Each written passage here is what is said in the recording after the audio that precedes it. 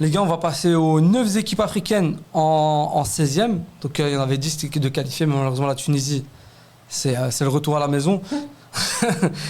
Pour vous, il y a combien d'équipes qui vont aller jusqu'en 8e de finale des équipes africaines? Pour moi, ce système de 16e, il a donné trop de boost en fait. Déjà, au-delà des équipes, combien vont aller en 8e, déjà juste sur ceux qui sont allés en 16e, tu dis que les 16e, ça a donné trop de boost. Je suis d'accord que l'accessibilité pour arriver en phase finale est beaucoup plus simple.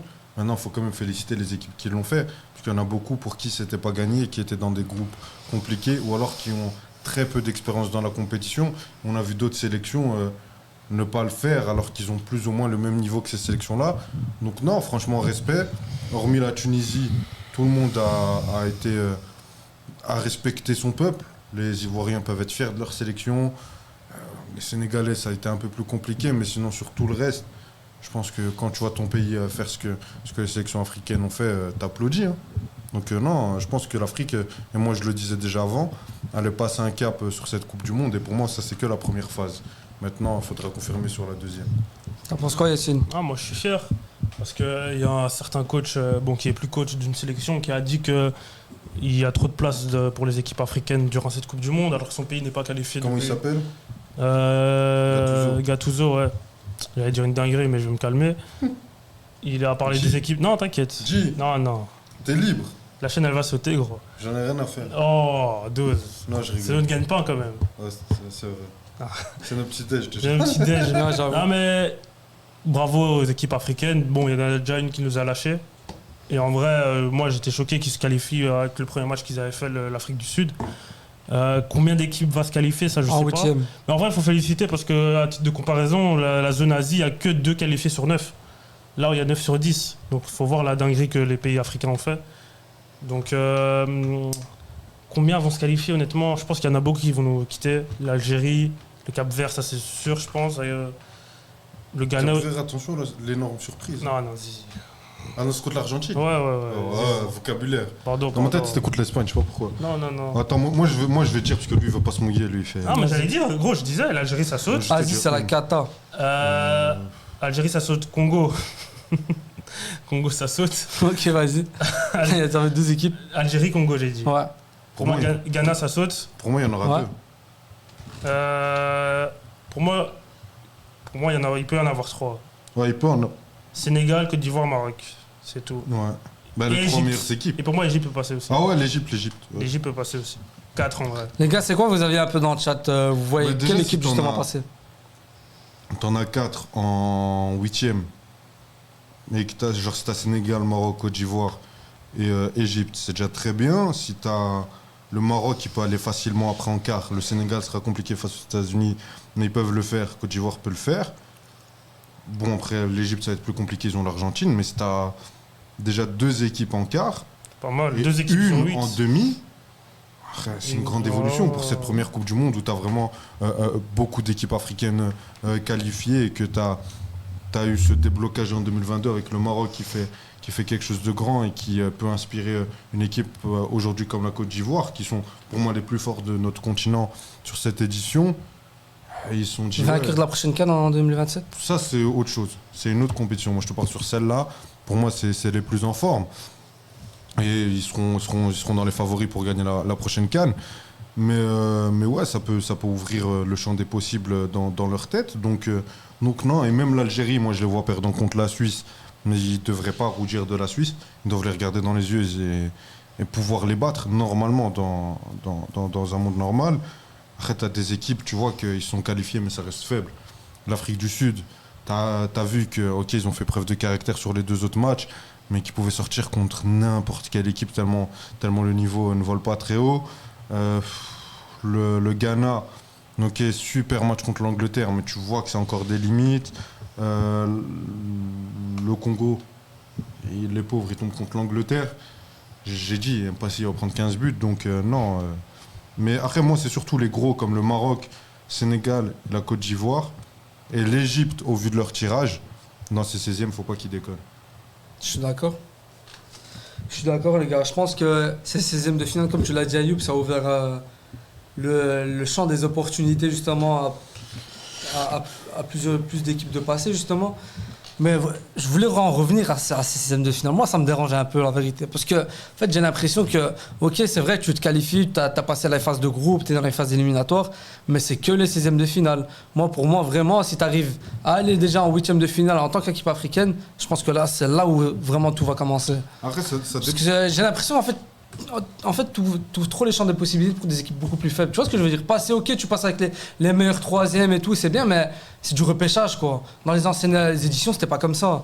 C'était pas comme ça, mais après, je sais pas, tu prends une équipe comme le Congo, moi, ils ont pas à rougir de leur qualification. Ils ont été quatrième, enfin, ils ont... Non, c'est bien, mais allez en 8e. Des meilleurs troisièmes, etc. Et après, ça dépend de qui t'affronte. Quand t'affrontes, regarde, ce soir, le Maroc perd contre les Pays-Bas. Tu vas dire, s'ils ont fait de la merde parce qu'ils sont pas partis au moins en 8e. Non, ils sont tombés face à une très bonne équipe. Ça dépend du match aussi que vous faites. Oui, ça dépend du contenu, donc faut pas analyser que le résultat brut. Le Congo, ils ont fait un top match face au Portugal. Contre la Colombie, pour moi, c'est là où tu as la vraie tache noire de ton parcours. Et contre l'Ouzbékistan, tu gagnes. Si face à l'Angleterre, ils font un bon match mais qu'ils perdent, la logique aura juste été respectée et ils n'auront pas à rougir, encore une fois, de ce qu'ils font. Et pour moi, ça, c'est une première étape. Ok, on ne va pas commencer à applaudir des équipes qui ont été qualifiées en meilleur troisième en disant waouh, c'est historique ce que vous avez fait, on est fan de vous. Mais dans les projets de certains pays, comme notamment le Cap-Vert, le Cap-Vert ils finissent deuxième, mais le Congo, ou d'autres, le Ghana, etc., qui sont en train de monter en puissance, de mieux se structurer, etc., de refaire un retour en Coupe du Monde depuis je ne sais pas combien d'années. Eux, même partir en 16e, c'est honorable pour eux et ça leur permet d'avancer dans leur processus vers le fait de devenir une top nation africaine. C'est vrai, il y a Piolo qui dit changement de format, il faut revoir les attentes. Un 16e sous ce format ne vaut pas un 8e à 32, même perdu en 8e. Ouais, je suis d'accord. Je suis d'accord aussi. Ça dépend des matchs que tu auras. Tu as un avis un peu sur ce format justement des 16e? Est-ce que tu penses que c'est une plus grosse porte ouverte justement à des équipes plus faibles de passer? Je parle pas que des équipes africaines. Moi j'aime le foot, tant qu'il y a des matchs, je serais toujours content. Mais quand je vois des matchs comme hier, je me dis non, parce que là c'est faire des matchs pour faire des matchs. Donc ouais. Mais ils ont le projet justement de rajouter plus d'équipes. Il y aura 64. Une Coupe du Monde à 64. Il y aura Djibouti. Ils y pensent déjà pour. Non, même là vous serez pas. Non, arrête. Tu sais qu'on fait une Coupe du Monde. Il y a combien de pays dans le monde? Entre 170 et 104 et 170 et 190. Ouais, moi je pense qu'il y en avait 100, entre 190 et 200 même. Ouais, peut-être un truc comme ça. Si on compte les îles et les bails comme ça. Une Coupe du Monde à 150. Bon, Nisha, je vais te poser une question. Ouais, mais ça va perdre de son charme une Coupe du Monde à 150. Non, mais c'est pas ça. Avant la Coupe du Monde, tu connais? Non, attends, on fait une Coupe du Monde à 150. Le Djibouti n'est pas dedans. T'es au courant de ça? 150. Attends, on est parti mon classement FIFA. Parce que vous êtes dedans. Tu vas me faire, toi. Ils sont même pas inscrits. Mais attends, ça, en vrai, tu suis ou pas l'équipe du Djibouti ou pas? Gros, je vais la suivre que quand on va se qualifier pour une CAN. Non, mais genre. Moi, déjà, je pense qu'on va se qualifier pour une CAN. Mais genre, tu connais un joueur. Dans les 10 prochaines années, Inch'Allah. Inch'Allah, je vous le souhaite. Mais tu connais un joueur Djibouti qui est bon foot? On est 193e au classement FIFA. Ah ouais? C'est du quoi? S'il y a 150 équipes. Attends, 193 sur combien? Je sais pas, gros. Tu veux me faire? Oh, 193 il y a Néono qui. Non. Gros, il y a des équipes. Gros, Nisha, je vais te poser une question. Avant la Coupe du Monde, est-ce que tu connaissais Curaçao? Oui. Oui. Wallah que ouais, gros. Arrêtez. Wallah que ouais, gros. Coupe le live. Attends, juste avant ça, il y a Néono qui dit ils auraient dû faire le même format que dans la Coupe du Monde du 20. Premier contre le troisième d'une autre poule, c'est plus équitable, il faut qu'il y ait une méritocratie. En vrai, le problème, c'est que tu peux pas faire ça vu que t'as que 8 troisièmes. Donc t'es obligé de faire affronter des deuxièmes contre des deuxièmes et des premiers contre des deuxièmes. Donc ouais, ça a été mal géré. On verra bien, les gars. Ils veulent faire une Coupe du Monde à 64. Déjà pour la Coupe du Monde 2030. Maintenant, je pense qu'ils la feront seulement en 2034, en Arabie Saoudite. Ouais, mais bon. Attends, je suis en train de chercher quelque chose. 196e sur 211. Ah, donc on est plus de 211 pays alors? Il y a combien de pays dans le monde? Le dernier pays, c'est Saint-Marin. Ah, mais Saint-Marin, c'est des îles. Est-ce que ça se compte? Ouais, mais ça se compte comme pays. Moi, je veux voir le classement. 196. Bah, il est sur le classement FIFA là. Sur le site FIFA. Montre. Il y a quoi comme pays? Je peux stopper le téléphone? Attends, t'inquiète, je vais te dire. Non, il y a Gibraltar, Seychelles, Liechtenstein, ils sont derrière nous. Bahamas. Et après, je connais pas. Il y a que des paradis fiscaux en fait. Il y a le Pakistan. Il y a les îles Caïmans. Et voilà. C'est les équipes qui sont derrière nous. Je te dis, Coupe du Monde à 150, vous êtes pas dedans. Ah là là, bon, c'était un bon live, les gars. Franchement, c'était un super live, les gars. Le retour du trio. Ça fait plaisir. En tout cas, j'espère que vous avez kiffé Sur l'émission. un duo, c'est pour ça que j'ai mis le maillot des Pays-Bas.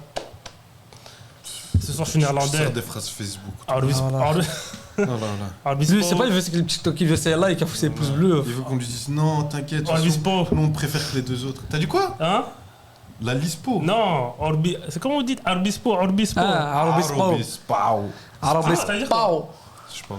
Personne sait. C'est vrai, Arobis, ça veut Arobis, dire- c'est. Ça veut dire paysan. Ouais. Et genre Spao. C'est un gimmick du Spao. rappeur Arabi.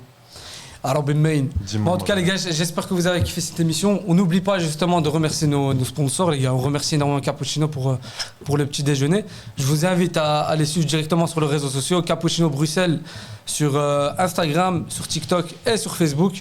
On remercie aussi Ozfood pour soutenir aussi le projet des Gamins Croisés. Et je remercie aussi le chat, le 12e membre. Je remercie Néo, Piolo, Je peux juste finir en René. disant un truc. Ouais. Moi je kem, j'en ai rien à faire. Avant l'émission, Yacine m'a dit. Non. Il y a trop d'arabes dans. Non, Il y a trop d'arabes dans cette émission. Je vais mettre le maillot du Pays-Bas pour contrebalancer. Non, j'ai pas dit ça, j'ai pas dit ça. Allez, on Et peut puis, on va- finir. Salut. Ils ont marocanisé cette émission. Voilà. Il dahak. Ils ont Les gars, marocanisé cette émission, donc je suis venu avec le maillot des Pays-Bas. les gars, on se dit à la Bien sûr. prochaine. Ah, ça, tu veux contrebalancer. Et on sera en live à ça. Non, je rigole. Le live, il est à quelle heure ce soir? Ce soir à 21h, je t'appelle. Les gars, ce soir à On va 21h, qui, juste on va après le match du Japon.